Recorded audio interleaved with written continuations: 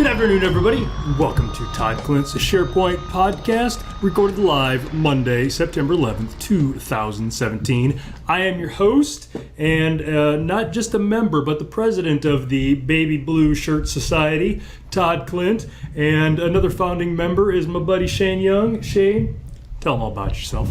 I am excited to welcome you all to a very special show, right? I thank you for being here, because last week when I did the show, I said, you know what, bad news.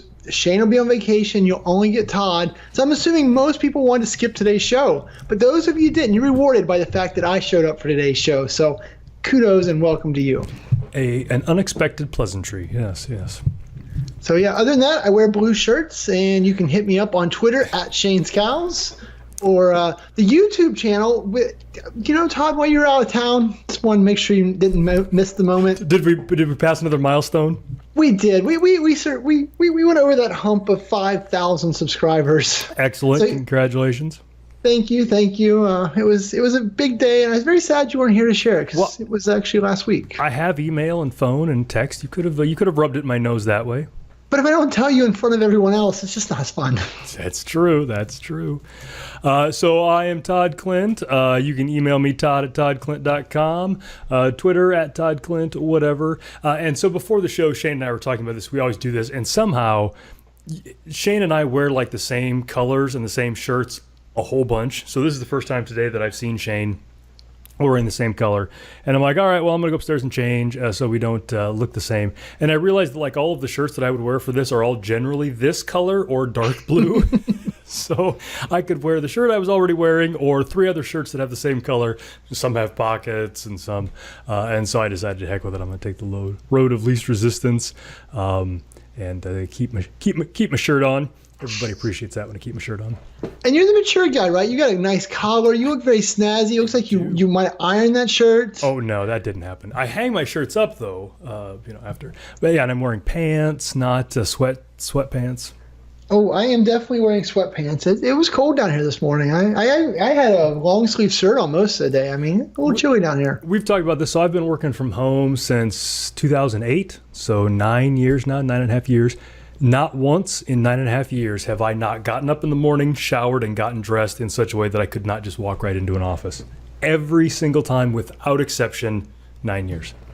Blows my mind, because I am always very sad when I have to go to someone's office and I have to put on clothes, because let's face it, I like sweatpants. Well, and it's funny because I never thought about it, because that's just what I do. So I just assume that everybody does what I do because that's the right thing to do. And I remember we were sitting around talking about it, and you're like, nah, Nicola's still in her pajamas, and Laura's like, I'm in my pajamas. And I'm like, really? People are all weirdos. Well, someone's a weirdo in this conversation. I'm not sure who it is. Is that deal that if you can't point at the weirdo in the room, it's probably you? Is that? I think there's a correlation there. That's how. Oh, that happens to me all the time. On to production notes. The good news is that I got the last podcast that I was a part of, 351, produced, and I actually got everything done, but forgot to publish it all. So, and that was the one, for those of you that haven't listened to it yet because you do the RSS feed or whatever, we had some technical difficulties, we had some internet problems, and then we had some sound problems. So the production actually took a lot of time because pieces were missing and all that. Got that all done on time, and then forgot to publish the blog post and forgot to upload the RSS files. So then I was gone all last week and didn't think about it. Finished that up today. And so up until about 10 minutes ago, I was only one podcast behind. Now I'm two. So I'll get those cranked out this week. Again, I've been writing a bunch of PowerShell that helps with that. So the process has gone fairly speedy. Yeah. It was when I sat down to do 352, I was looking at the production. I'm like, well, I see pieces. He kind of published it. I'm just going to call it published. I couldn't really tell that you had not finished the process. I found a piece. I was like, it's good enough. Yeah, and so the other thing, so Shane and I and Lori have a OneNote that we have. Every episode has a page. We've got this. And one of the things that I've done in this OneNote is I have a checklist of all my production tasks so that when I go through, I can check. And not only had I done a bunch of the pieces, but I hadn't checked them off. So then today when I went in there, I'm like, oh, I need to do this. Well, I've already done that. I need to do that. Well, I've already done that. So, that's, but. Yeah, and the other good news is in 352, the phone rings, so you get more editing to do.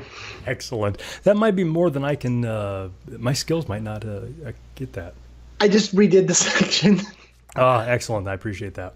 So you should just be able to cut it out like it never happened, but yeah, we'll see what happens. Excellent. So we'll have to see, for those of you that listen, I did some pretty expert editing on a couple of the pieces in 351. I was very proud of how smoothly, at least it sounded to me. I'm probably completely wrong, and everybody's like, oh, yes, the international sign for synergy. So I'll get those cranked out, and we'll be caught up by next week. Now on to topics. We need to get Shane out. He turns into a pumpkin here in 20 minutes or so. The first topic is why I wasn't here last week. Last week I was on this time I was on my way to Stockholm, I believe. But last week I was in Stockholm for Jorn Huisman's SharePoint Exchange Forum, CEF 2017. This is something that I've been doing since 2008. I think I've done it 8 or 9 times. I know I skipped at least 1 year and regretted it every year after that, but I don't remember if I've... and then he didn't have it 1 year. But this was a fun one because one of the days took place on a cruise ship between Stockholm and Tallinn, Estonia. And then one day of it took place on a cruise ship going from Tallinn back to Stockholm. And then we spent a day in Tallinn. It was pretty cool. One of the unfortunate side effects of that is for an entire week, I spent every night sleeping in a different room. And so every morning when I got up, I had to pack everything and check out and carry my bags with me and check in someplace else. And I, because international travel sucks and because I was going to be someplace, different places every night, I used my small Toomey bag. Oh, you'll love this too, Shay.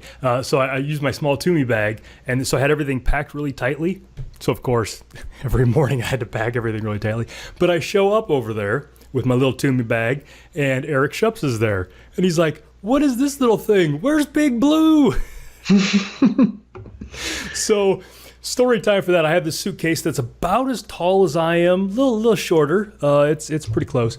But at TechEd 2009, I can't remember who rented the car, if it was Eric or Rob Bogue, but there's this scene of Rob Bogue, Eric Shups, Shane, and I in a convertible Mustang driving from the LA airport to the convention center. And we could fit everything into the trunk except for Big Blue, the suitcase that I have. And we're cruising down the interstate, 405, whatever. And Shane and I are sitting in the backseat, this huge suitcase between us. I got my arm up on it. I'm trying to be all cool. Oh, yeah. We're in the height of, cruising LA. We're on the 505 or whatever, just looking all awesome, except for the fact there's a giant suitcase keeping Todd and Shane separated at all times. So it probably made the drive a lot safer for us not being able to be back there. Oh, it was. And then there was a time, and I can't remember if it was you or whoever or somebody else, but I think it was in Berlin. I had that suitcase, and somebody saw it from the street. They were supposed to meet me in Berlin, and it was when I checked in. And they said, I can't remember if it was you or Jill or somebody, but saw Big Blue. I was in a restaurant. They could see it through the window, and they're like, I can see him now. He's 6 blocks away. He's in that Starbucks over there. Yeah, I used to be able to pick out Big Blue in the airport, right? I mean, I've greeted Big Blue in the airport probably 20 times. I mean, it was a lot. It would be real awkward to see you with your fancy little Toomey bag. Yeah, my little small one. So that was funny that Eric kind of felt like he was missing out. He got me, but he didn't get Big Blue. And but otherwise, the trip was really cool. And CEF is a small boutique kind of conference, so not very big. But it's great because there are all kinds of events where the speakers and the attendees get to hang out and do fun things, and it was just really great. Joran always has us, takes a tour for us doing someplace. So this was a tour of Tallinn in Estonia, and I think a lot of Americans probably don't think much about Estonia, but Estonia was one of those countries that the Soviet Union took over, and they fought back, and so there's just really this crazy history of like 4 or 5 different countries owning Estonia at different times, and it's very old world Europe. It was a great time. Had a blast there. Yeah, you guys would have had a good time, right? So I'm Facebook friends with probably 2/3 of the speakers of that conference. I felt anyway, right? And there's the constant feed. But the one thing that kept bugging me, I kept letting it go. I was so proud. I'm 40 now. I'm much more mature. Laid back. But people kept being like, I'm about to present on the boat. And I'm like, if you told the captain of that ship that you were calling his thing a boat, he would beat the snot out of you. And it was just, everyone kept saying it. I'm like, it's a ship. I think that's a difference without distinction, and I'm pretty pedantic on most things. The the boating shipping people of the world. So being on cruises, next time you're on a cruise, right, you and your wife take a lot of those, just ask the captain, is this a boat or a ship? And you will get a long dissertation on why it is a ship. Well, yes, and I believe, I think to boil it all down, ships are larger than boats, correct? Boats go in ships, I think, is kind of the too long to read.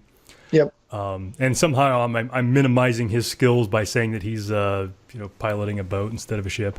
Yep. I get that. But I think for most folks that are not in nautical industries, it's the same thing. Yeah. And I could care less too. I got lectured at some point in my life about it, so I've just learned. Yeah, I have friends that are in the Navy, so yeah, you don't want to make that mistake. Oh my God. All right, so but it was a good time. So thanks to everybody that went out there. I did my Azure AD session. I did PowerShell with Office 365. I did a OneDrive session. Everybody was great. Lots of good questions. Had a blast. Look forward to doing it again. My PowerShell was good. It all worked for you this time. So that session was only 60 minutes. I didn't get a chance to do any demos. That's always awkward, right? That's something people don't think about. As presenters, we do 75-minute sessions, right? We've been doing 75-minute sessions for 10 or 12 years now. And when you're like, hey, here's the stage, but you only get 60 minutes, it's like, yeah, I don't understand. This is 75 minutes. I take 75 minutes to explain how to change the toilet paper in the bathroom because that's how long I like to talk. Yeah. Well, and the other thing is when I plan these talks out, while we thought we would have internet access, when you're on a ship in the middle of the Baltic Sea, it's best not to depend on that. And so I made sure that I had enough content to not need that. So don't blame me there. I had screenshots and I had all that kind of stuff. But you'll be happy to know that most of the folks there knew about the PNP. They hadn't used it to the extent that you and I have, but for most of them, they knew it was there. They knew what it was. And so us constantly talking about it, as annoying as it is getting the word out. And those guys, the PNP folks, are getting the accolades they deserve. So I was happy to hear about that. Very cool. All right, so the next one in here is one that you put in there. Let's hear about that. Ah, yes. So interesting thing yesterday, we, for the first time, had our groceries delivered. So we've used Amazon Pantry and that type of stuff before, but I don't consider that having my groceries delivered. I consider that having lots of popcorn or lots of Doritos delivered. But so Kroger here in Cincinnati, right? They're a Cincinnati-based company. They've done ClickList. And so ClickList, you go on the website, you find a time slot, you put in your order, and then you go and pick it up in front of the store, at that time slot the next day. It's a great service. We've really used a lot of that. And unfortunately, we've told too many people about it. It's gotten so busy that even though they now offer same-day ClickList, when we went to schedule it on Saturday, they're actually, Monday afternoon's the next one we're open. We're like, that's not cool. Monday afternoon was a little better for us. Yeah. But it turns out that they're trying now to promote delivery service as well. So Kroger ClickList experience, but now you check the delivery box option, and it costs, I don't know, it's $11, $12, something like that. And someone will bring it all the way to your house. And because they're prioritizing trying to get the word out for that, it had a delivery yesterday morning. Yep. So we tried it out. Yeah, so one of the big Midwest grocery chains, Hy-Vee, out of Des Moines here, they've been doing that for a couple of years now. And one of the cool things about that was, and I don't know if it's still the case because I haven't paid attention, but when that first came out, delivery was free if you ordered more than $100 worth of food. I got a family of 5. I've never ordered less than $100 worth of food. I couldn't, if my life depended on it, I just couldn't do it. And so for us, it almost didn't make sense not to use this, with the exception of some things like fruits and vegetables that Jill wanted to be very particular about picking out. But for staples and things they can't screw up, same thing. You go on their website, you pick, I want, Kraft macaroni and cheese, I want this, this, and this. And you schedule a time and they just show up. And it has been awesome. I love it. So that's been a big thing. So I'm glad to see that other places are doing it because we love it. Yeah, and with Kroger, so the one downside, right? Because like family of 4, but we also have never had a grocery bill less than $100. But we're also used to with ClickList, where we go pick it up, we can get a couple bottle of wine added to the cart.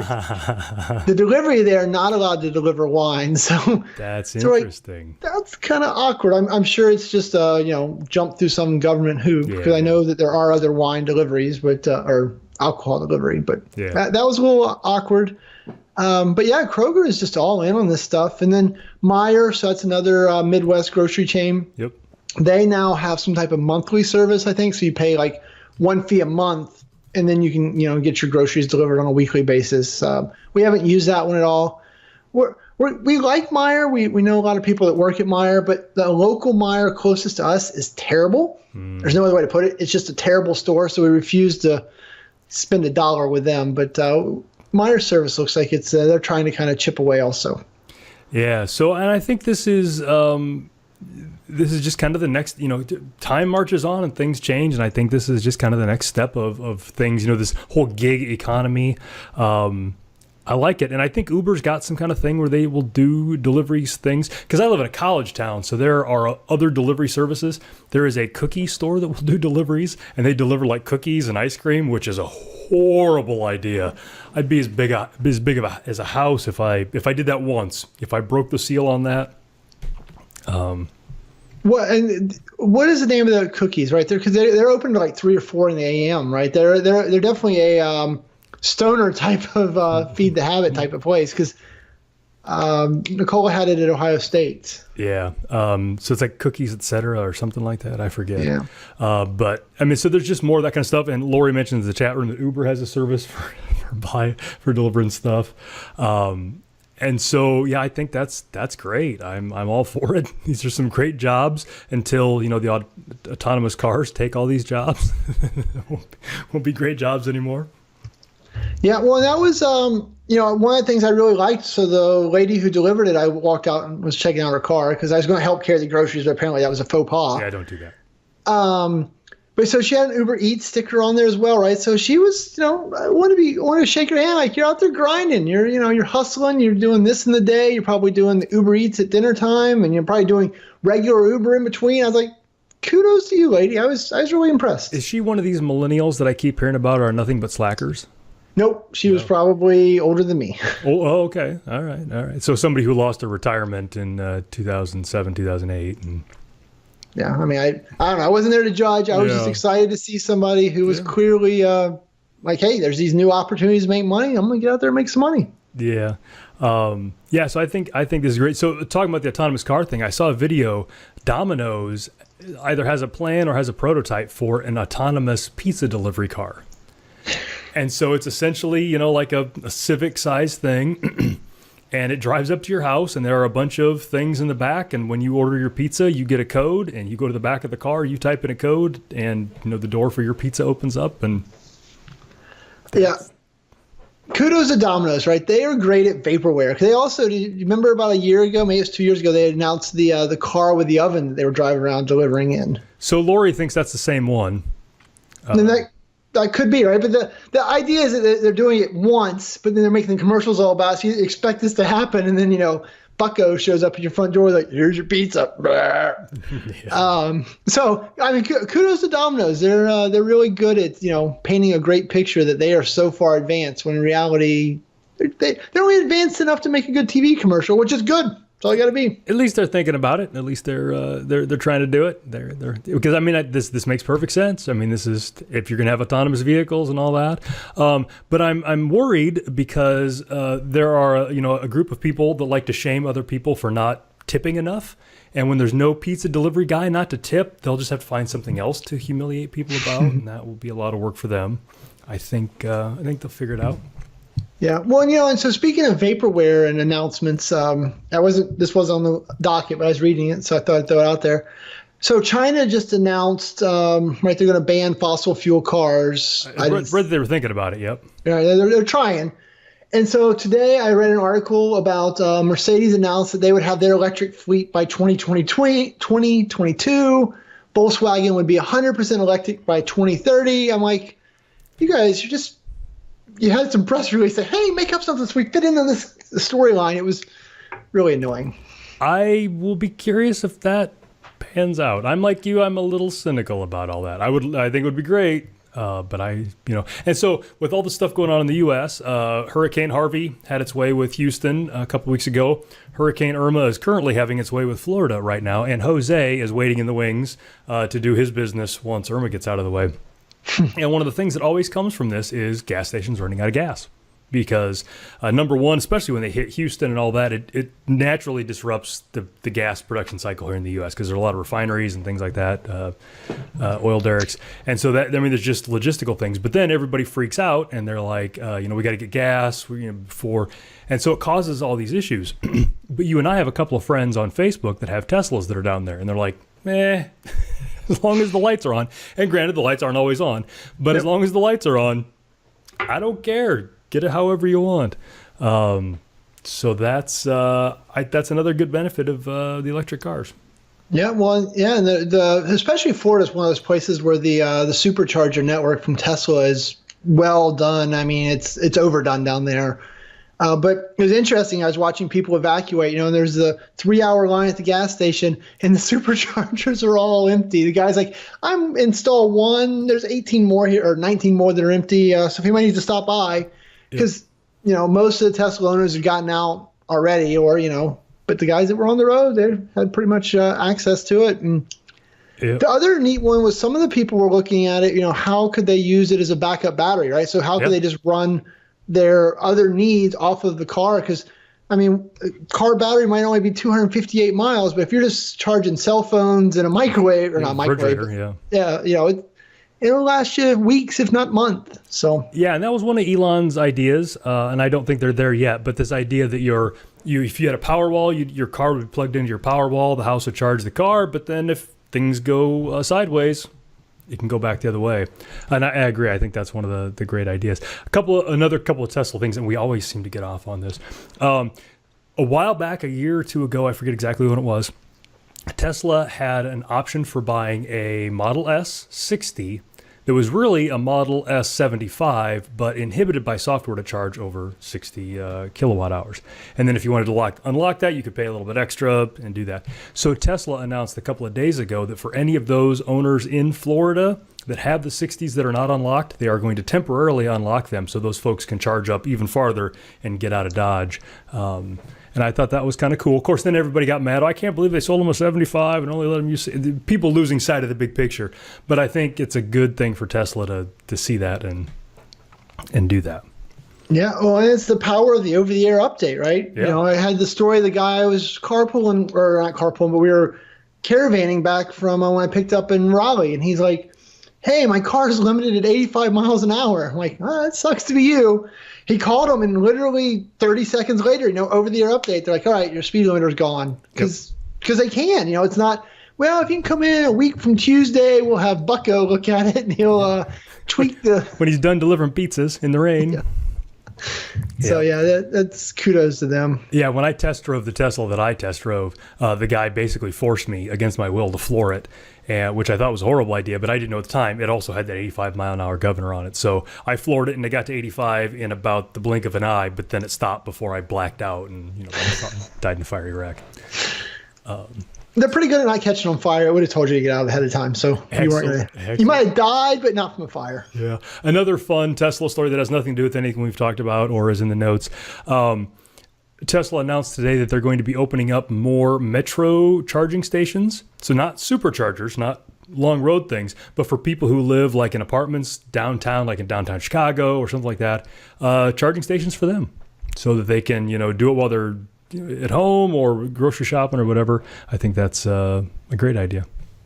Well, and since we're on the Tesla topic here, so those chargers are interesting because they did mention that they're only 75 kilowatt hour chargers instead of the normal 120s that we get at the supercharging network. So some people are a little miffed at that, but they're not supposed to be superchargers. They are just there to provide that slow, steady charge.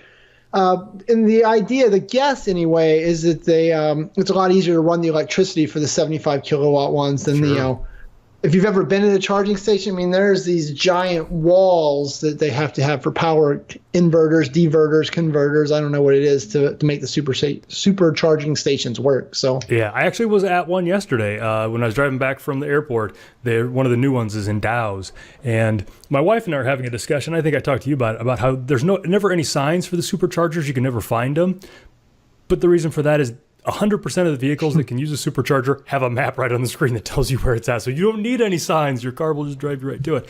But as we were pulling into Dow's to the rest stop to go to the bathroom and get something to drink, I'm like, I wonder where the supercharger's at. And it was literally right across the street. Like it was in my view as I was muttering the question, I wonder where it's at. It's right there. So they're getting everywhere. And that's like 12 miles from my house, something like that. A little more than that, probably 30. Well, you just need to buy one. I would love to. I know. Anyway, on to the reason that people actually listen to this show.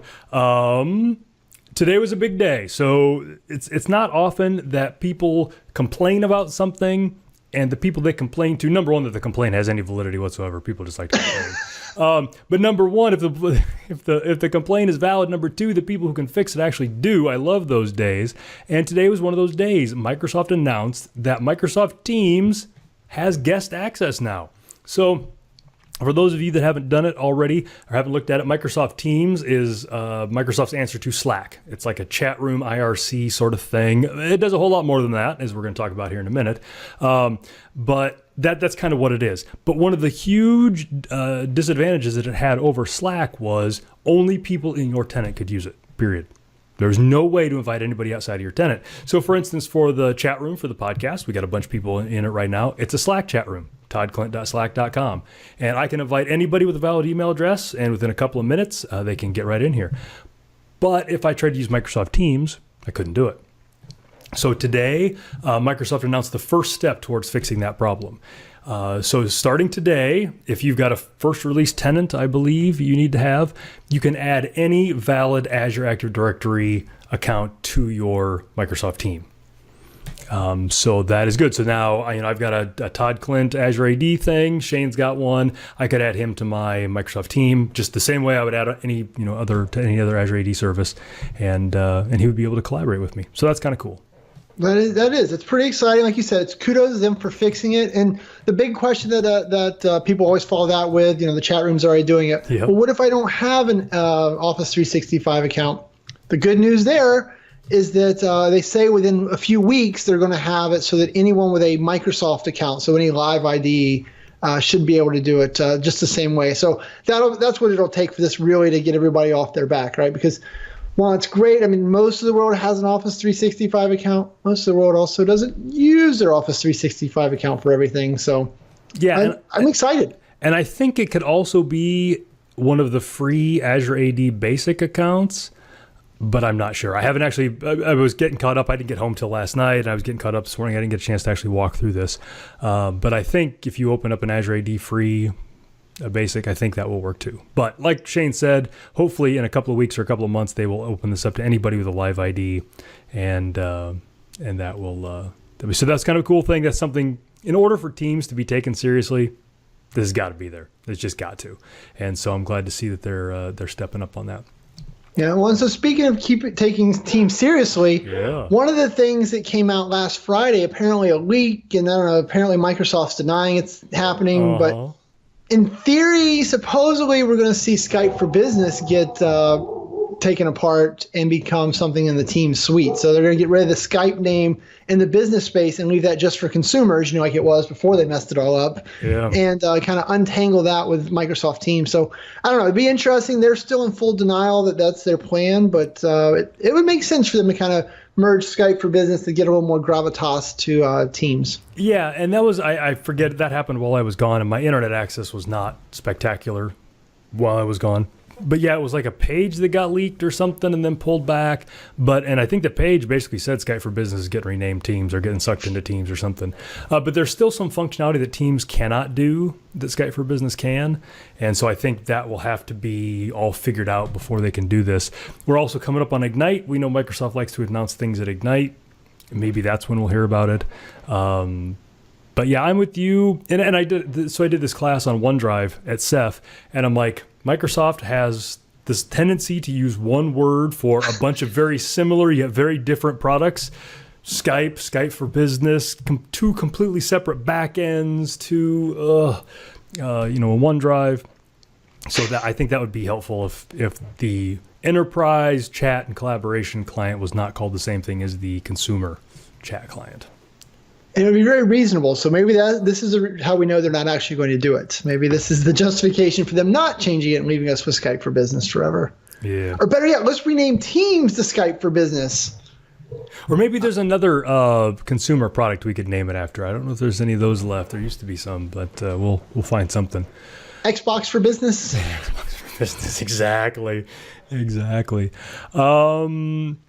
All right. So you had something you wanted to share. You put another one of your famous, well-loved by one and all videos out on YouTube, and you wanted to talk about that a little bit.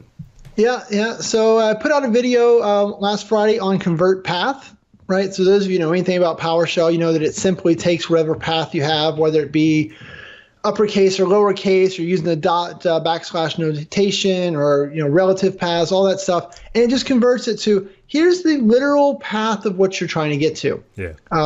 Great little PowerShell commandlet. So I made a video that shows how to use it, but since that's not very interesting, it literally takes about 30 seconds to show people how to do that. In the video, I went ahead and called out why I used it, and the reason I used it was because I spent about a half hour of my life rewriting the same exact functionality, got it all done. Like, look, I've achieved this. I'm able to take a lowercase c and make it an uppercase c. And then I looked and I was like, oh, Convert-Path would have just done it. So It's a good video just to watch me be dumb, if nothing else. And the funny thing about this, so Shane had not last week because I was gone last week, but before, at the tail end of the week before, Shane stumbled across this thing that he had coded and it didn't work and it was causing some other problems, which was the lowercase c thing. And we found the fix, but we're like, there was a reason we did it this other way. We just broke something by fixing this other thing. We don't know what we broke. Well, while I was gone, Shane discovered what we broke. And so he, again, spent this half hour figuring out all the thing and writing and all that, and then stumbled across Convert-Path. What makes this super duper funny is like a month and a half ago when Shane and I were writing something, his file upload script, he had been testing it all with full paths. So upload whatever. I'm far lazier than that. And so the first time I tested it, I did like ./whatever, and his script blew up because it was expecting the full string. And so he's like, this is going to be so much work. I got to do all this stuff. And I'm like, why don't you just use Convert-Path? He's like, that's brilliant. But he, we solved that problem. We moved on, and he just seen this little focus thing. And so that's twice he's gotten to discover Convert-Path. I can't wait till the next time you discover Convert-Path. This will be so exciting. Well, yeah, and now I need to go back, so Dave and Jeff were riding me good about it, right? So I need to go back and make a video on test path and join path and split path. And the problem with all those, right, is I didn't have context. It's like I don't use them. I use test path. You gotta have a story. Exactly. It wasn't interesting. Yeah. I mean, and that's something that you and I have talked about for a decade now. When we go up on stage and we talk at conferences, we're never the smartest people on any topic ever. It's never happened my entire life. But we're dumb and we make a lot of mistakes. And so when we go up and we talk about something like Convert-Path or test path, we've got a story to go with it. And I think almost every time we're the goat in the story. But that's what helps it resonate with the people in the crowd is you got to have stories. You got to be able to make it relatable. Yeah, and the way that I always teach it, so especially if any of you are aspiring to be a public speaker, you're going to do your first presentation, whether it be in a meeting or up on the stage in front of thousands of people. People are inherently nosy, right? So if you can take, it's how I break it down, right? Yeah. But people are nosy, so if you can take whatever it is you want to teach and put it in the context of here, this bad thing happened to this person over here. They're just automatically attracted to like a moth to a flame. Like, oh my goodness, I get to hear about this bad thing that happened to a person. Yep. But if you teach the same thing minus the pain and the suffering, they're like, this is boring. So back in my college days, I'm not proud of this, but I used to watch Melrose Place and Beverly Hills 90210 religiously. Long story behind that. I think I've shared this with Shane before. But I saw an interview once with Aaron Spelling, the guy who was the brainchild behind that. And he said, somebody asked him, why do you think Melrose Place is so popular? And he said, because people love having somebody they can both look up to and look down on at the same time. If you can find these characters, they're these rich, successful people that you want to aspire to be like, but they're stupid and they're flawed and they do dumb stuff and I can't believe that. If you can get that mixture exactly right, you got something going. So being able to look down on people is very powerful. Yeah, watching Melrose Place, I also watched it, right? Because, we watched it for the same reason, I'm certain. Yeah. But I always thought, man, this is just a fantasy land, right? These places don't exist, right? Because this is like high school and watching it. And Then I had my second apartment. I lived in Melrose Place, and I was like, all those things that were on TV really do happen, and I'm glad that I was prepared for that. So well, very, very educational. So anyway, Convert-Path, and yeah, I think we or somebody should do some videos on the other things. TestPath is so awesome. I use TestPath all the time. So there should be some videos on that too. Yeah. Well, the other thing, so I don't have anything to talk about it on the show, but you'll be interested to know, I did find another bug. That was why I was in there and found the Convert-Path stuff. But I finally solved how to resume. So if you've done the upload and it failed out, right? We talked about being able to do the checking. Yep. So I finally wrote all that functionality while you were out. I had nothing else to do, so I wrote some more. Boy, you get all lonely when I'm gone. I am. All right, we're running out of time. We're doing terrible here. Yep. So talk about eQuick, or unless you want to talk about one of the other ones instead. Yeah, we can skip E. It's been on this docket like 7 times. It's just never going to make it to the top. Yep. So G is a real fast one. Okay. Our friends Rackspace, our former employers, they are going to acquire DataPipe. They announced that today. Interesting articles, right? Back to the whole Todd and I have non-disclosures. I don't want to get into any of the details or any of that, but I thought it was an interesting newsworthy thing that they really are making a bigger play at the managed service provider piece, and it does a good job of kind of, the two providers are in different spaces, right? Rackspace is kind of middle and small SMB for the most part. DataPipe is in the upper echelons, the enterprise level. So we'll take a pretty nice marriage, and it seems like one of those things that Rackspace is able to pull off now because they went back to a private owner who, one person got to say yes or no instead of the old system. So yeah. I think the services bit is where that industry's at. I think so. I think that was a wise investment. I have not, or acquisition. I've not read up on it too much. I'd never heard of DataPipe before, 11 o'clock this morning when all of the tweets started coming through. So yeah, I had a little context on it from my days there. I also thought the whole justification, so they kind of broke it out into, we want to make these two products better for them. I was like, oh, one of those is my product. Aww. So then, I don't know, do we want to do F? You want to hit a little something on that? It depends on the time you got. How much time you got? You got 5 minutes. All right. So F, unless you've been living under a rock, you'll notice you've read that Equifax had a particularly brutal breach that breached the sensitive information of about 140 million Americans. So given that the population of America is about 330 million at the airing of this episode, that's a pretty good chunk of the adult credit-worthy Americans. So probably most folks are in it. And Equifax, as far as I can tell, if there was a checklist somewhere of all the things to screw up in a security breach, Equifax, they're not just going for a bingo, they're going for the blackout. They're doing the whole thing. So the first one, and we don't even have this in notes here, this breach occurred in July. For those of you keeping score, this is September. So this breach happened about 6 weeks ago. And in the time between that, some higher ups at Equifax cashed in a bunch of stock to the tune of a few $1 million. So I'm sure the SEC is going to have some questions for those individuals. The old what did you know and when did you know it type questions. And one of the things that Shane and I were talking about that seems like kind of a screwball move is one of the things you can do if you think your security information has been compromised and you want to keep bad guys from doing bad things is you can call the 3 credit rating agencies and you can put a credit freeze on your account, which means that no new lines of credit can be opened on your account until something happens, and it's all different for everyone. But that's even got some bugaboos. You want to talk about those?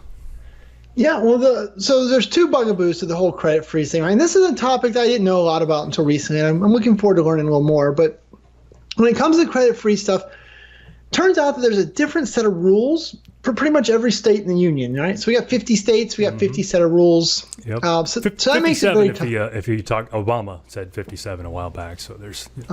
oh, man, Well, is Puerto Rico, are they part of this? Is it 50? Not anymore. 50? They were until Irma knocked them off the map, or Harvey here, but yeah. Too soon. Oh, sorry. Edit that out in post. But anyway, so it's interesting, right? So there's a different set of rules for everyone. Apparently, it turns out, different states allow you to charge different fees. It seems like it costs roughly $10 per agency, and that's the average for most states. But then there's also weird things like certain states apparently you put a credit freeze on, and it just automatically expires after a year, or after 7 years, or something weird like that. So you got to be very vigilant here, and you're chasing down this stuff.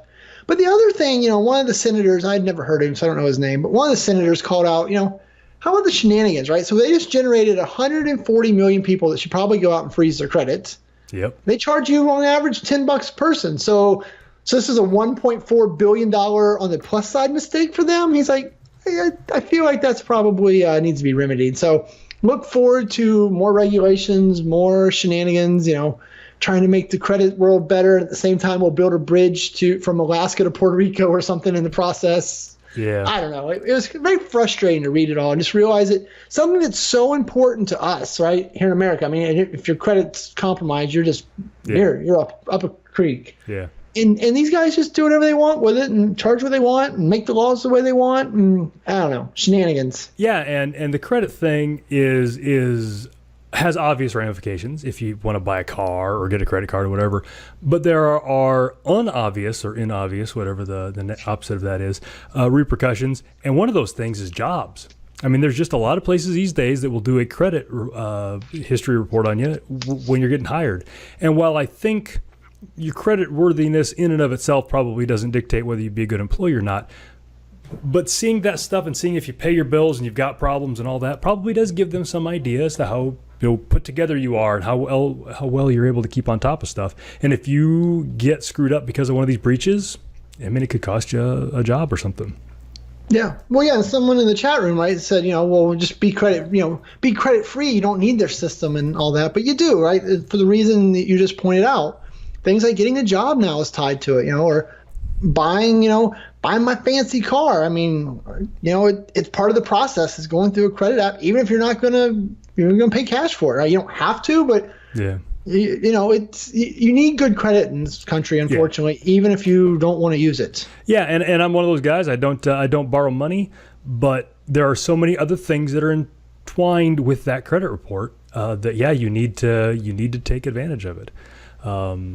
And so it's a bad thing. So the other thing, so far, Equifax has gotten breached, sat on it for 6 weeks, did some questionable SEC stuff, charging. Their ineptitude has created 140 million new customers for their paying service, which kind of sucks. Another funny thing that this exposed is when you go on there and you put the credit freeze on there, they generate a PIN for you to verify, as part of the verification. And turns out the PIN is just the date. So if I go in right now, Central Time Zone, and I do my thing and they generate me a PIN, it's going to be 201709111647. Everybody write that down. We're going to hack Todd. And so, golly, I mean, if you were somebody trying to do bad stuff and you knew about this breach and you knew what time frame people found out about it, you could start trying to, just a horrible thing. I